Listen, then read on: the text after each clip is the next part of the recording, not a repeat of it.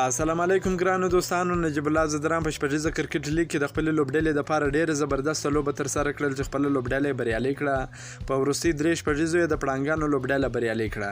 نجیب الله زدران د پامیر زلمي پر وړاندې زبردسته او چټکه توپخانه ترسره کړه چې په وروستي درې پرلپسې توپونه یې درې شپږیزې ووهلې او سپین غر پړانګانو ته یې په درېیمه لوبه کې هم بریا ور په برخه کړه. د شپږیزه کرکټ لیګ نهمه لوبه په کابل کرکټ لوبغالي کې د پامیر زلمي او سپین غر پړانګانو لوبډلو ترمنځ ترسره شول.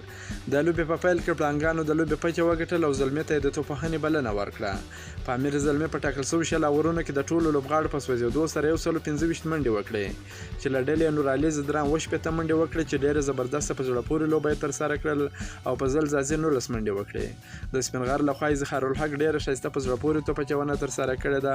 4 ویکټې اخیستې دي. فرید احمد ملک، یمین احمدزي 2 ویکټې، شرف الدین اشرف 1 ویکټه واخیسته. د 126 منډو هدف د سپین غر پړانګانو لوبډلې په 15 اورونو کې د 4 لوبغاړو په سوځېدو سره پوره کړ او د 6 ویکټو په توپیر پامیر زلمي لوبډلې ته ماتې ورکړه.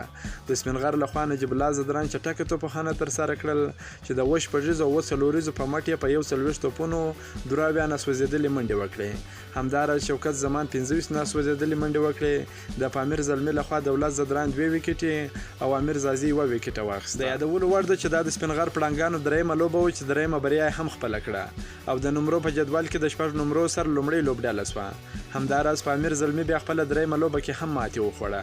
که مو دا ویډیو خوښه شوې ویډیو در سره لایک کړئ. د نور تازه معلوماتو لپاره هم زموږ سره اوسئ. تر بلې ویډیو پورې د الله په امان.